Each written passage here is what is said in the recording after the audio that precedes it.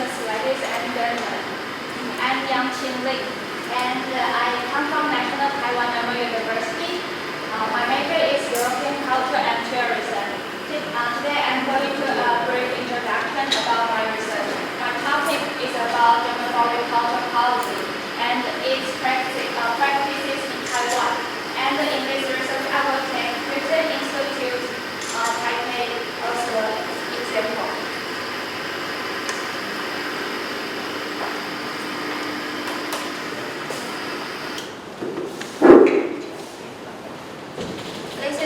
The first part is my introduction, purpose of the research methodology, the document of German foreign culture policy, and the actual practices of Goethe Institute Taipei. Then let's pass my conclusion.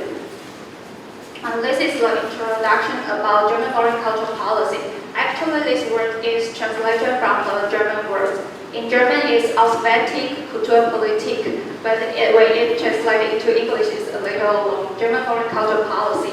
So this is the policy framework that German federal government conducts in order to rebuild its broken reputation abroad after the World War II. And the policy also wants to increase the knowledge about German culture, to shaping and maintaining a positive image of Germany, to establish a long-term partnership between Germany and other countries. So the German federal government will hold some cultural events to promote German culture and offering the scholarship for the foreign student or foreign scholars to study in Germany. So this is also my motivation to do this research, because in 2014 I received a scholarship from the German federal government. So I stayed in Germany for a summer. So that's why I want to do the further research about German foreign culture policy. And in 1950s, Goethe Institute has been appointed as the central organization of German foreign culture policy. So in this research, I will focus Goethe Institute and its progress in Taipei. This is the purpose of this research. The first is to summarize the historical background of German foreign culture policy. The second one is to scrutinize the basis of German foreign culture policy. And I will do this from the three related official documents. The third one is to understand the details of the operation and its practices in Taiwan through the interviews of Goethe Institute Taipei. This is my research methodology. The first part, I summarize the documents and literature analysis based on the previous study of cultural diplomacy and foreign culture policy. I also collect the material from the official documents from the important actors of German foreign culture policy, like German Foreign Office, Goethe Institute, Deutsche Welle, these are the important organizations which improve doing the German foreign culture policy. And I also do some face-to-face interviews in person. Last year I do 4 different interviews with the director of Goethe Institute Taipei in Taiwan. So here are the 3 most important documents of German foreign culture policy. The first one was released in 1970s. The name is the Guideline of German Foreign Culture Policy. This is the first framework of German foreign culture policy. And so this is a very important founding stone for this policy area. So this is still very important guideline today. In 2000, the conception, in 1998, there is a parliament election in Germany. And after the election, they released the Conception 2000. This document focuses on that the German foreign culture policy is not only German culture, but also the European collective identity. So in this document, the government emphasized that we should also promote European culture, not only German culture. And in this document, we can also see the new ideas of partnership between the government and the private companies to promote German culture overseas together. And this document is also a way to examine the past 30 years from the first guideline in 1970s until 2000. It's already 30 years. The practices of German foreign culture policy overseas. And in 2011, the foreign culture and educational policy in the global era, it emphasized that now in 2011 is a new era. Germany has becoming the leading country in the international society. It has transferred from after the World War II. So the Germany should take much more responsibility to the international society. So they emphasize Germany should spread German value to the international society, to peacemaking, and to prevent the conflicts in the national society. And this is, sorry. And now I'm going to talk about the actual practices in Taiwan. This is the basic structure of Goethe Institute Taipei. There is one director and there are 4 different departments in the Goethe Institute Taipei. They are Library and Information Department, Department of Cultural Events, Department of Language Teaching, Department of Public Affairs. And this is the director of Goethe Institute Taipei. I did 4 different interviews last year. So this is the proof. This is me and Mr. Clemens. So, actually, it's really hard to measure the cultural work. So I show the this table to show the statistics of Goethe Institute in the East Asia area. So on the table you can see the first line is Taipei, then Seoul, Tokyo, Osaka, Hong Kong, Beijing, Shanghai. Now there are 7 different Goethe Institutes in the East Asia area. At first you can see the population size. Compared to other big cities in Asia, Taipei is not so big. There are about 4 million people in Taipei. But you can see Seoul is about 10 million and Tokyo is much bigger. But you can back to see the figures of Taipei. The one who take German courses or courses and examination, the participants of educational cultural programs, or the one who use the information and the libraries in Goethe Institute Taipei. Actually, is the Taipei Goethe Institute performs well compared to other cities. So in on the table, we can see that the cultural work in Taipei is successful compared to the other Asian cities. So here I summarize the key success factors of Goethe Institute Taipei. The first one is the well-functioned organizational structure. Like what I just mentioned, there are 1 director and 4 different departments.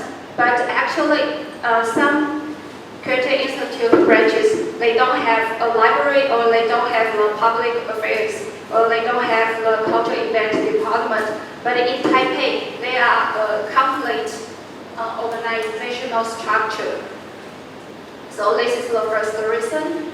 And the second one is flexible half day employee system. That means in Taiwan, the average working hours every week is about 40 hours every week. But in Goethe Institute Taipei, they hire some employees whose working hours is about 20 to 30 hours every week. So they have much more flexible to do their work and to use their time to promote German foreign culture. And the third one is less interviews from the supervisors.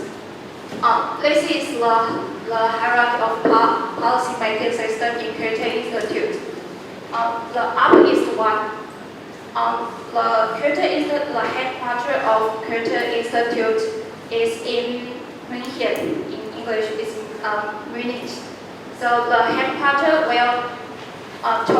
will have a conference with German Foreign Office every 5 years. They will set the basic target setting every 5 years. But the German Foreign Office, they will just give a framework and they will offer the funds, but they will not introduce the actual practices to the Goethe Institute. And the second part is the regional and the department strategies. Each different Goethe Institute branch, they can have their own policy. They can decide what they want to do in different areas. So they receive less interviews from the up layer. And the third one is the actual practice of German foreign culture policy in the different area of country. But here I also list some challenges of Goethe Institute Taipei. The first one is the rotation principles consists in consecutive policy working system. That means every 5 to 6 years, the director of Goethe Institute branch will change. So the new director will bring a new culture to the local Goethe Institute. So the staff should rebuild a new working system with the new director. So sometimes they will cause some problem that maybe some existing policy cannot be continued because of the decision of new directors. And the second one is understaffed status makes Taipei Goethe Institute hard to explain further work. That means now there are only 16 people at Taipei Goethe Institute. Actually, this is not so much people. They can do the basic cultural program. They can have the German courses, but they could not do anymore. So it is still understaffed status. So what is my conclusion? The first one, you can see German foreign culture policy is dynamic. At the very beginning, in 1945, the main goal is to rebuild the broken reputation after World War II. They want to create the positive image of Germany. But in 1970s, the first guideline of German foreign cultural policy was released. In 2000, we can see a united German. And united Germany, they focus on not only German culture, but also the European collective culture. And today, in 2016, Germany is becoming a leading role in the international society. So Germany should take more responsibility to spread their values like democracy, freedom like this to all over the world. The second one is the working system of Goethe Institute is a successful instrument to promote German culture. Now the Goethe Institute has located more than 19 countries, and there are more than 150 branches overseas. The third one is the practice in Taiwan functions well. I'll show you the statistics of East Asia area. You can see the Taipei performs well. Even though there are only 16 people in Goethe Institute Taipei. And the last one, the Goethe Institute Taipei also improved the awareness of German culture in Taiwan successfully. So this is my presentation. Thank you for your listening. Good afternoon, everyone. My name is Ewa Motylinska. I'm Polish, but to Bangkok I came from Seoul, where I study on the Graduate School of International and Area Studies, Hankuk University of Foreign Studies. And today I would like to present my topic, which is reconciliation in Europe and Northeast Asia. I focused on Korean-Japanese case study and German-Polish relations after World War II.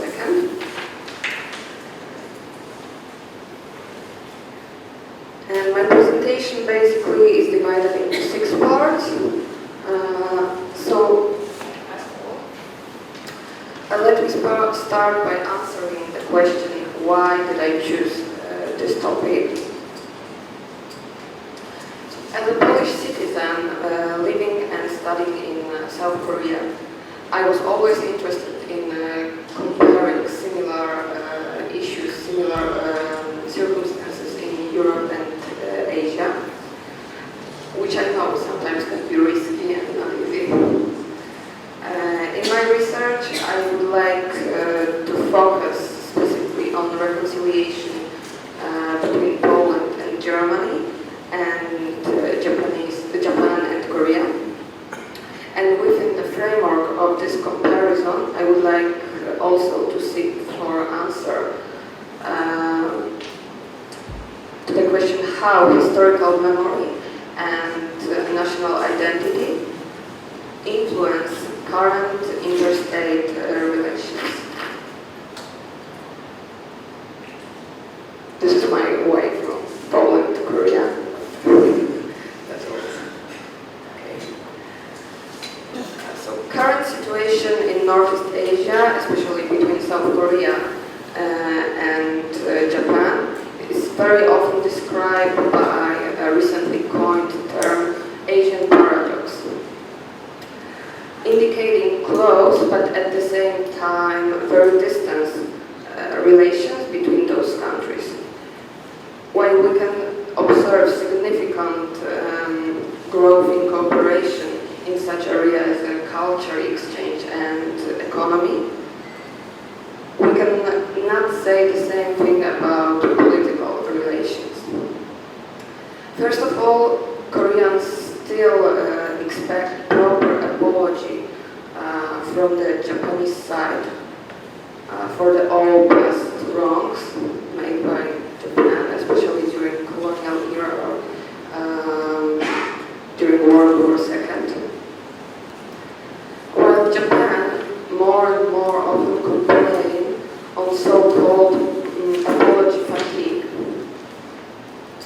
Even though last month we witnessed another attempt, or we should rather say another step in a reconciliation path between Korea and Japan, both sides still seems to be not really satisfied with the outcome of it.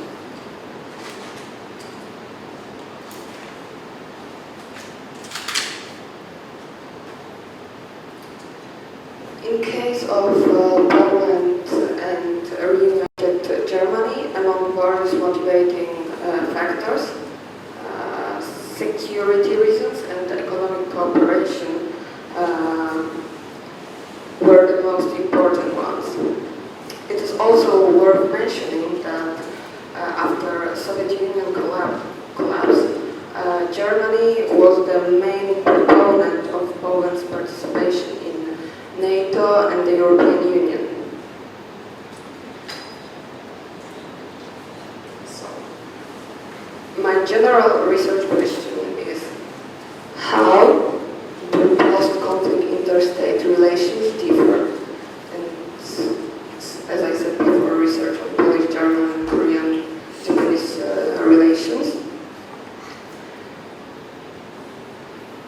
But the ultimate goal of my research is to answer questions when and how do historical memory and national identity matter in post-conflict interstate relations.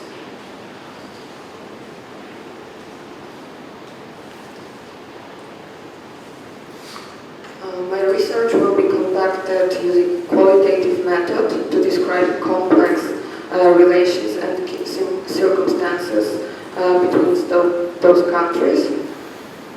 But at the same time, I will use quantitative analysis, like statistical analysis, to measure degree of economic interdependence, operationalized by trade volume. I would also like to mention that the ultimate goal for me is to delineate sufficient and necessary condition for appearance of full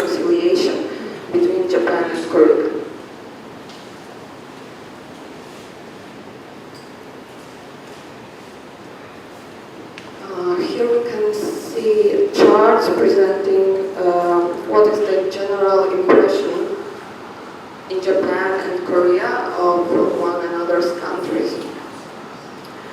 In both cases, we can notice that general unfavorable impression which is marked in orange,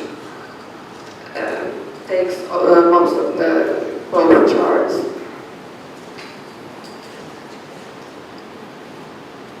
And here we can also see the outcome of similar survey conducted in Poland and Germany in 2011. And as we can see, both sides have a generally favorable impression about each other. And of course, this is stayed after a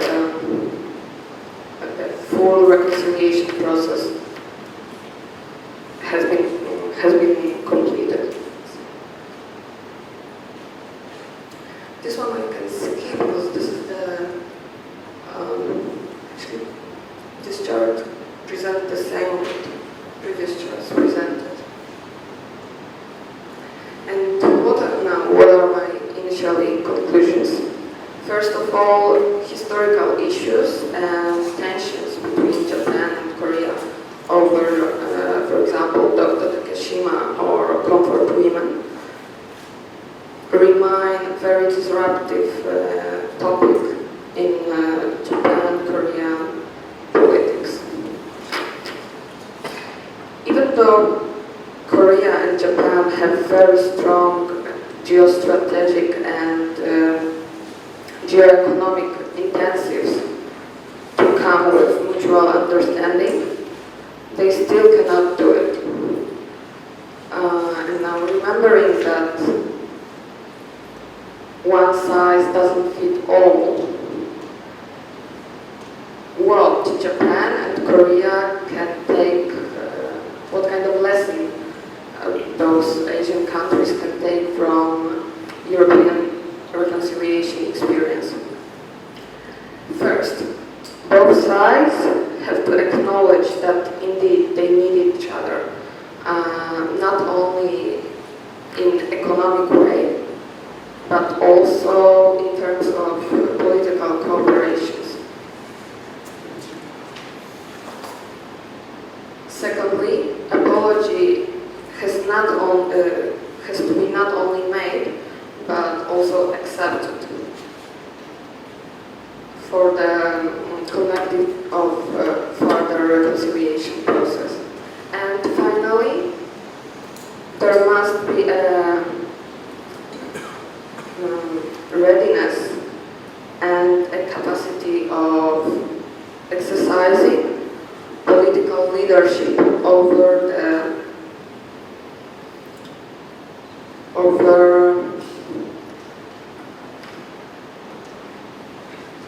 reconciliation works.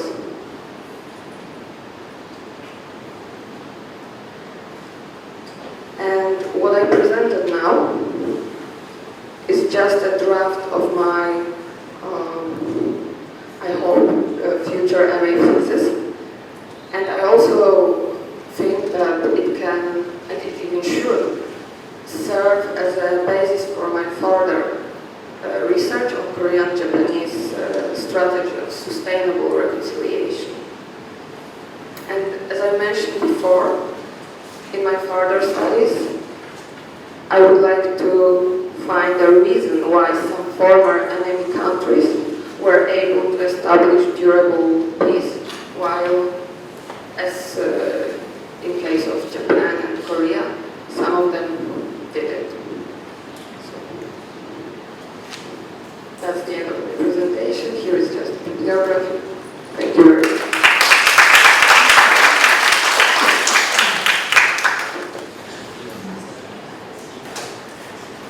Hello, good afternoon. My name is Taku Okazaki. I'm from the Graduate School of Economics.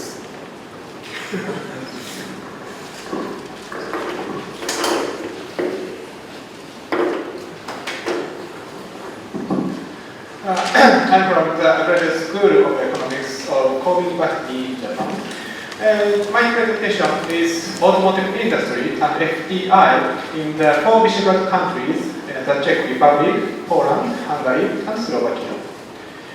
At first, I introduce my contents, and at first I would like to explain my research objects, and after that I will make a short introduction about the FDI and the economy of the Central and Eastern European countries. After that, I move to the main issue, the comparison of automotive industry in V4 countries, the Czech Republic, Poland, Slovakia, and Hungary. And finally I will make the conclusion. At first, I introduce my research object. The main motivation of my current research is why each automotive industry in V4 countries shows different trajectory on the development. And the purpose of my presentation today is to trace the development of the automotive industry in Central and Eastern European countries, called CEE countries, and to clarify the role played by the government to induce foreign direct investment, FDI. And the method of the research is comparative analysis of the automotive industry in these V4 countries. Utilizing a long tradition of car manufacturing beginning in the 1890s, automotive industry in CE countries tried to resume vehicle production soon after the transition starts. This transition is from a central planned economy to the market economy. And after that, EU accession in 2004 is also the key event about the FDI through the political and economic change in these V4 countries. And nowadays, car manufacturing plants, including suppliers in V4 countries, are integrated in a relatively small at 400 kilometers diameter, ranging from West Slovakia to Eastern and Central Czech Republic, from Southern Poland to Northern Hungary. Then, I would like to move to the automotive industry in each country. At first, we examine the Czech automotive industry, which is the most successful in these V4 countries, and the Polish industry, which shows a kind of transformation and stagnation of the production, automotive production in this area.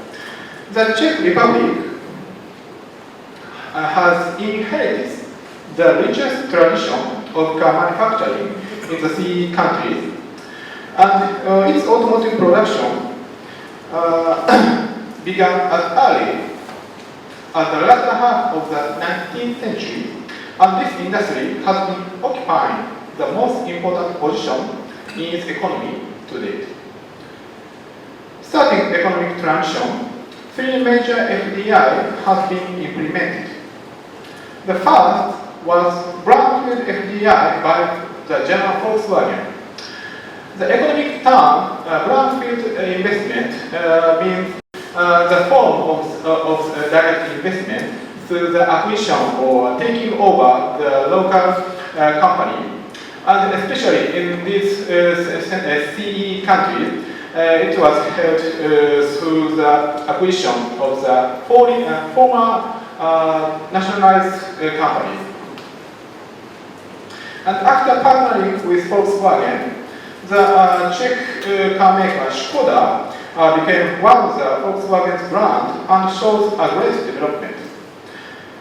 The second big FDI into the Czech Republic was the establishment of TPCA, Toyota Peugeot Citroën Automotive in 2005. Unlike Volkswagen and Skoda, TPCA invested directly in Czech automotive industry to set up new factories. This type of foreign direct investment is called as greenfield investment, not as a brownfield.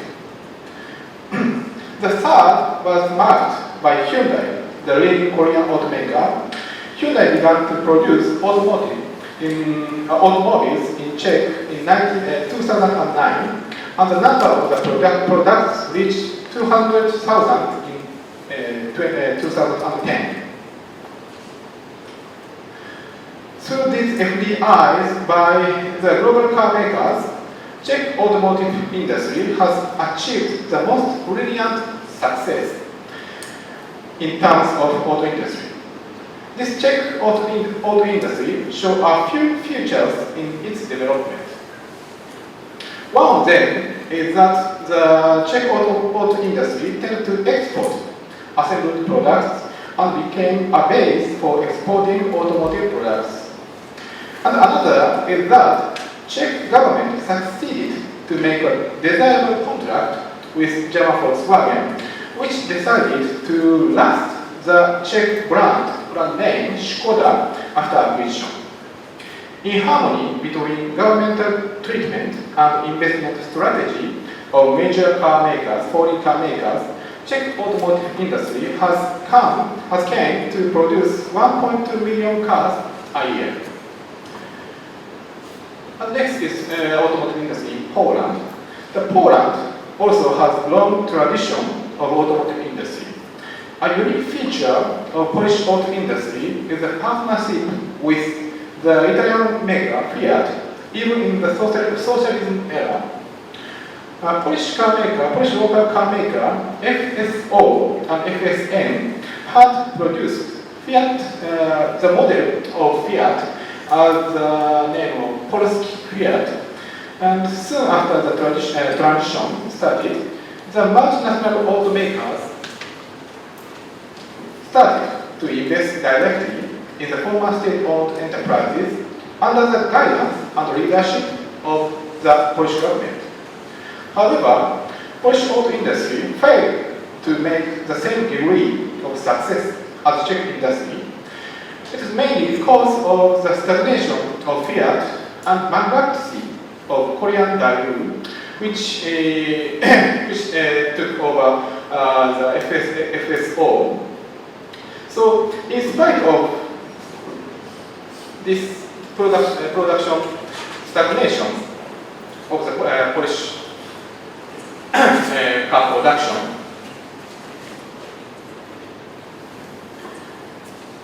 the component production had developed remarkably, especially in the powertrain parts.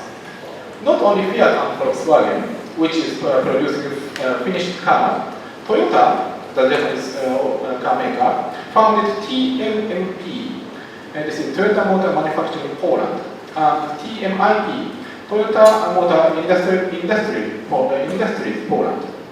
These companies produce gasoline and diesel engines and export to other factories, including Czech TPCA. The Polish government has thought the automotive industry as a core industry of Polish economy.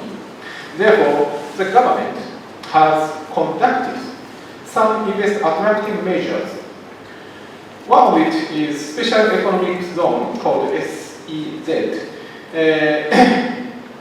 Investors who invest into SEZ are able to get legal assistance, tax reduction, and simplifying the invest procedure, and so on. In addition, EU fund and governmental grants have played an important role to induce the FDI into the automotive industry in Poland. As we saw, Polish auto industry has experienced the stagnation of finished car production and its transformation to the car component production. From this point, I think the trajectory of Polish auto industry should be continually researched in terms of the development and transformation of the automotive industry in Central and Eastern European countries. And next is the automotive industry in Slovakia. After the division of the coalition in 1999, Czech Republic inherited virtually nearly all of the automotive facility jointly owned by the former Czechoslovakia and privatized Škoda, the oldest car maker in Europe. So the Czech Republic, in addition, succeeded in inviting Volkswagen to invest in Škoda. Volkswagen utilized existing facility and workforce in the Czech Republic. So without this favorable condition according to the Czech Republic, Slovakia was forced to start the automotive industry from scratch. The government recognized the importance of automotive industry to enhance the development of economy and its industry. The Slovakian government decided to concentrate its scanty capital and workforce into the vehicle production. By the government's effort, three big manufacturers set up production plants in Slovakia. Volkswagen established in Bratislava in 1991, and PSA, the Peugeot train, in Trnava in 2003. Korean Kia Motors in Žilina in 2004. The total number of vehicles produced annually by these makers has reached 1 million.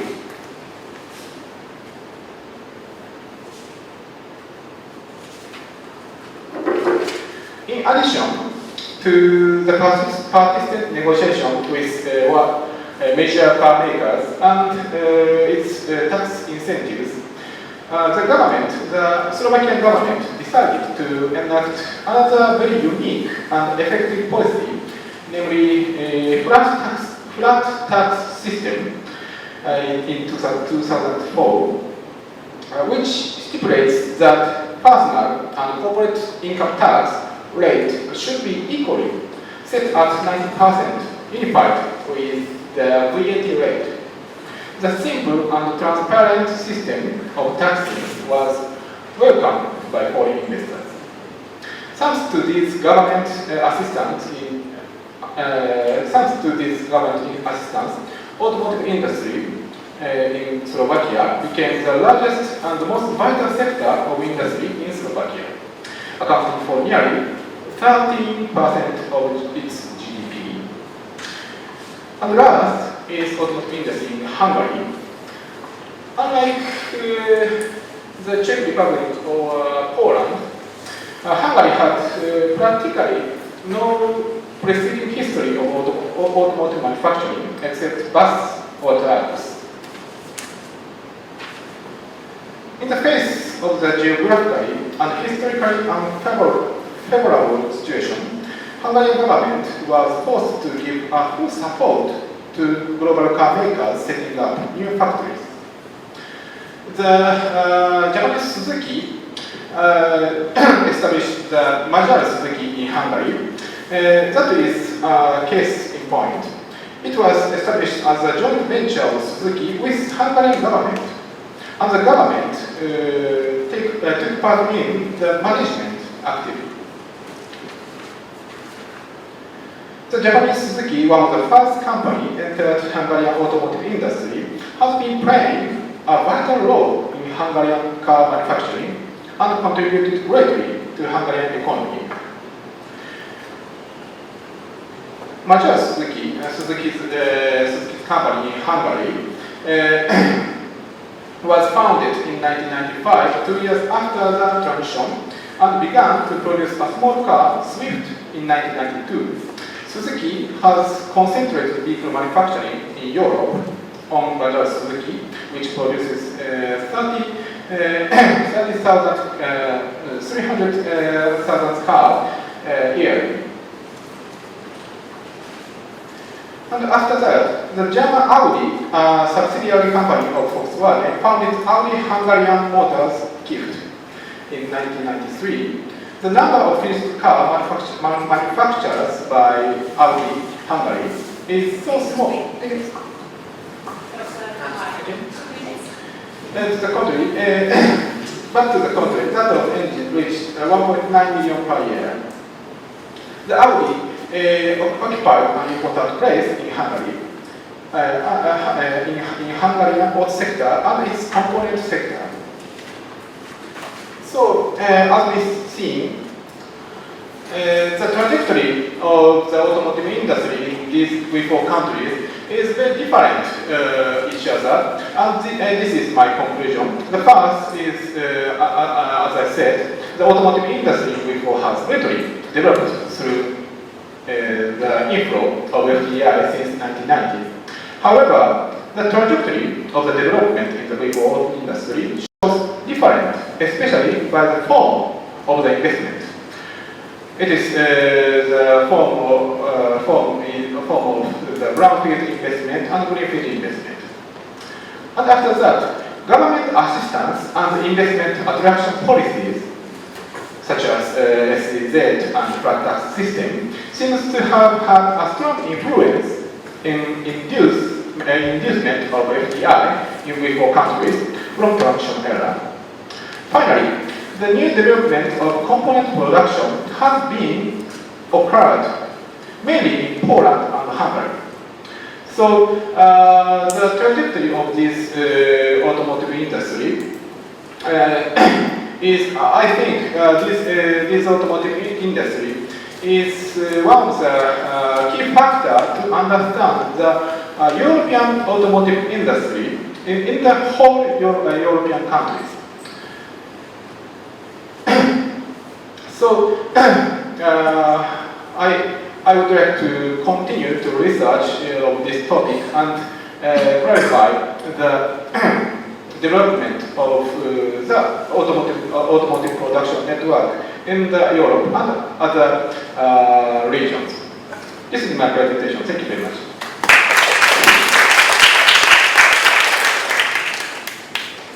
Good afternoon, everyone. First of all, thank you very much for being patient and taking the time to attend my presentation, which is the last one. Now, contrary to what the word hedging implies, and that actually solved my question about why it's in the economics panel, my presentation falls within the scope of international relations. My name is Stratos Pourzitakis. I'm a Ph.D. candidate at Hankuk Baptist University, and I'm Greek, and I'm not talking about the Greek crisis today. So, after providing you an outline of my PhD research, I will walk you through the notion of energy security. I will analyze the concept of energy hedging, and then I will take Chinese and the EU energy hedging strategies in the Caspian Sea region as a case study, and I will finish my presentation with some conclusions. So, my PhD topic is about the impact energy security approaches have to the strategy of energy hedging.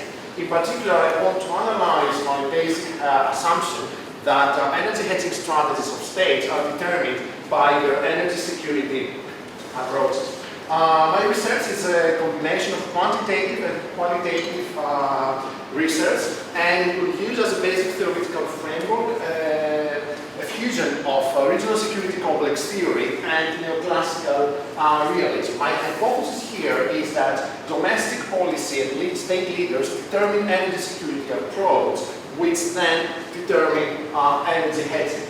Finally, my quantitative research, which is the last part, and I'm still working on it, plans to answer my final hypothesis assumption, which is that the more states deviate from market-based approaches, the less energy security they have. Hence, I will examine the impact of energy hedging in energy security. I will use the European Union and China as two case studies in the Caspian Sea region because they have very diverse energy security approaches, at least as a starting point. And also, I will do this focusing on Caspian Sea region because it's an area where the two states actually meet with respect to their energy security interests. Now, a pretty fair question would be, why should we care all about this?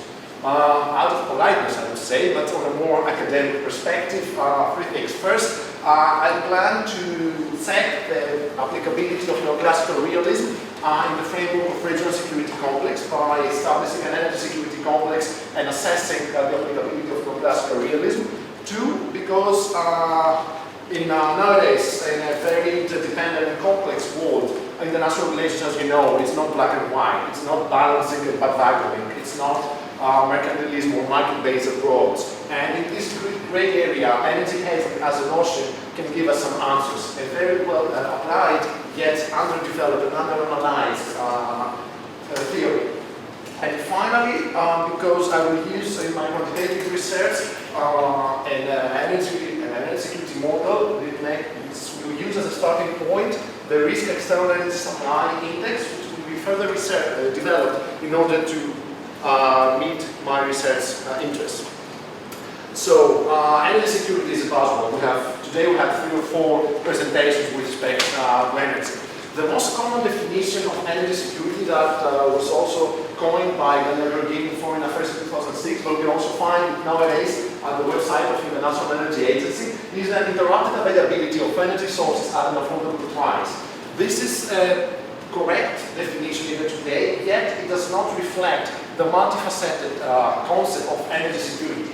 For example, in 2008, Baumann, in his paper Energy Security as a Multidimensional Concept, identified 4 dimensions of energy security: internal policy dimension, economic dimension, geopolitical dimension, and security dimension. Now, among various issues that touch upon the concept of energy security, security of energy supply is perhaps one of the most traditional, most important concepts. Now, by all and large, how a state applies its energy security policy depends on how it understands energy security and the challenges that it meets.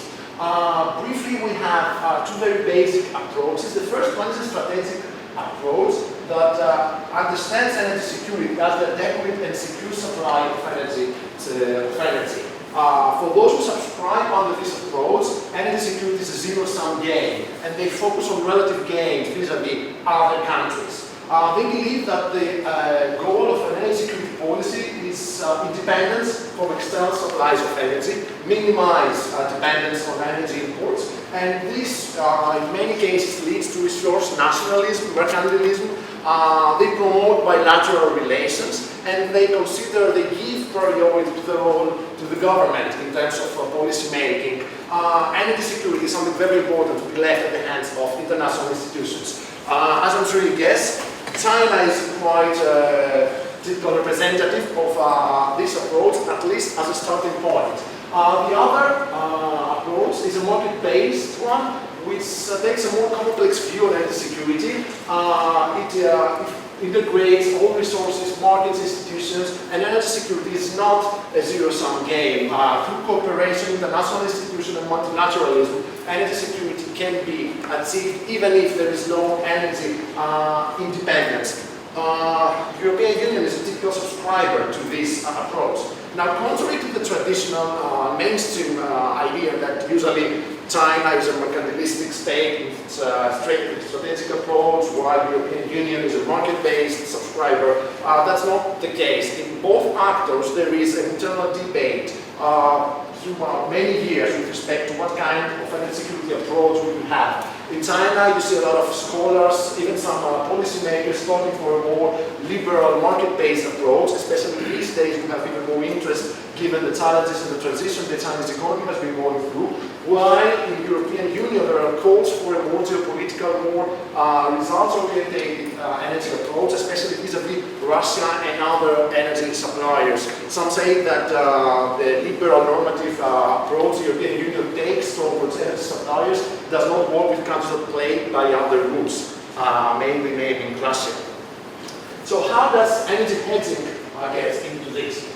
First of all, for those who are not very familiar with the concept of hedging, we take the concept of hedging from finance. Now, in finance, hedging is a strategy aimed at reducing the risk of an unfavorable price movements in an asset. Say, for example, you have dollars in your pocket and you're afraid that US dollars price might go down. What you do, you just invest some money in buying a derivative that will allow you to mitigate this risk. Now, using this as a starting point, some scholars have developed hedging as a concept of energy in international relations. So what is hedging? Is adopting a strategy that is not straightforward either towards adopting a balancing approach or bargaining towards a potential risk.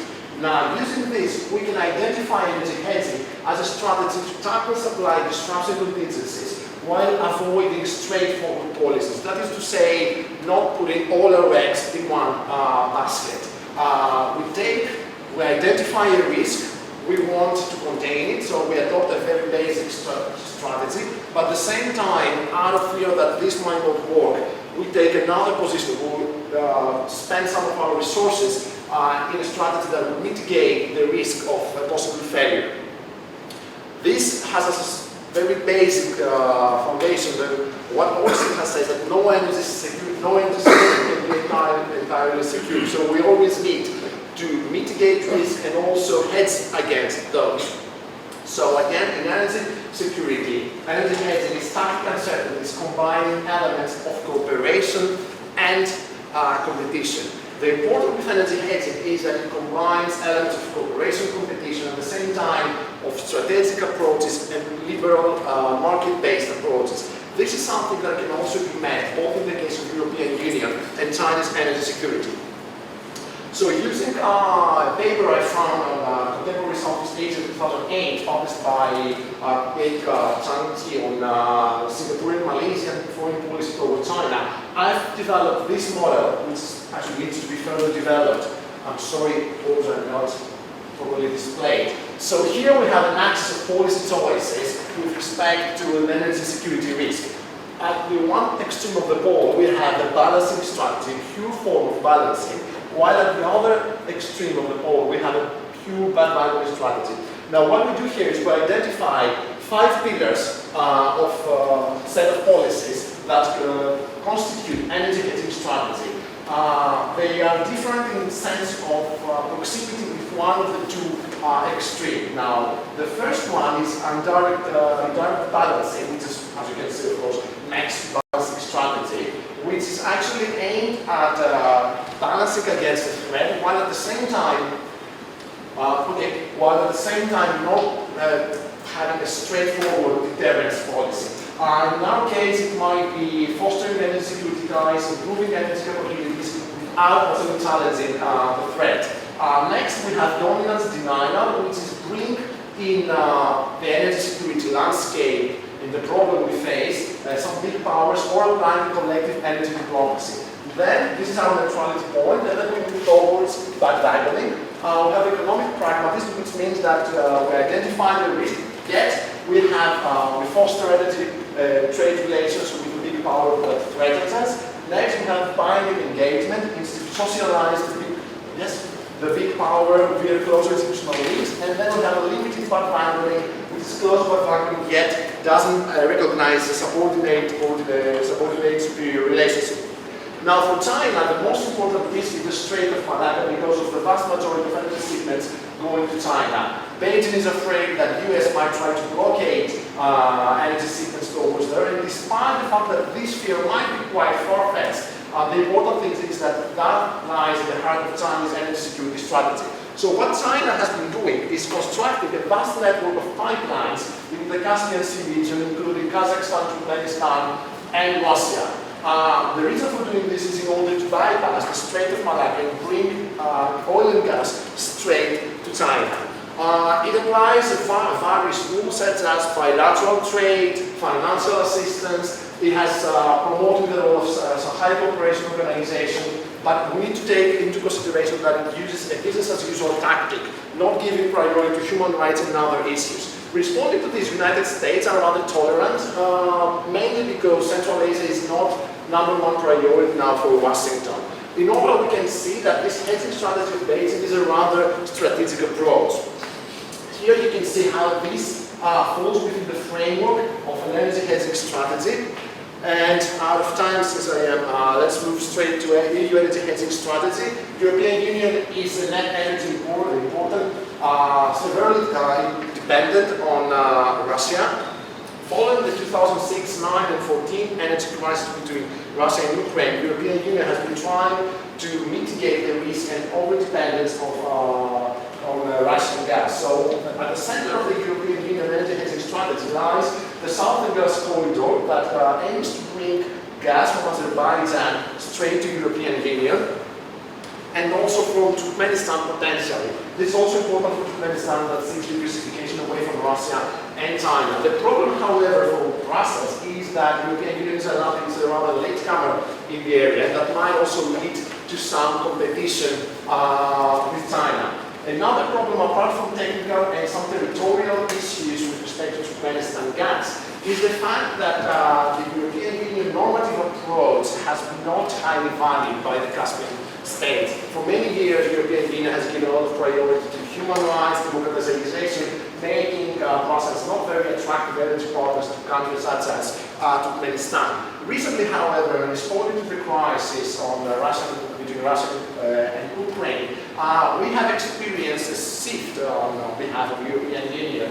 It's clear now that the European Union gives priority on energy rather than human rights, something that can be reflected actually in the 2014 European Union Central Asia strategy. Brussels has been talking a lot to Turkmenistan about bringing gas without actually turning a blind eye on human rights and democratization.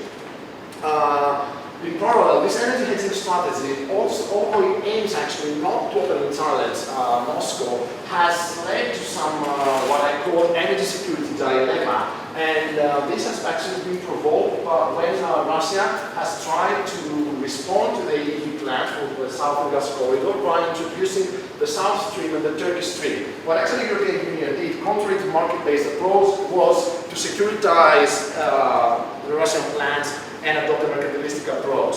This is the pattern of the European Union. To summarize, both actors have been using energy hedging as a strategy. Caspian Sea falls within the center of their energy hedging strategies, and we can clearly see that both they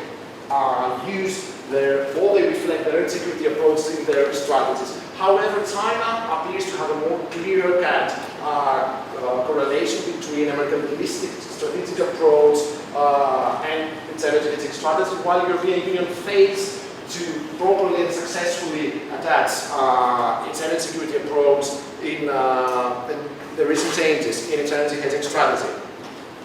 Thank you very much.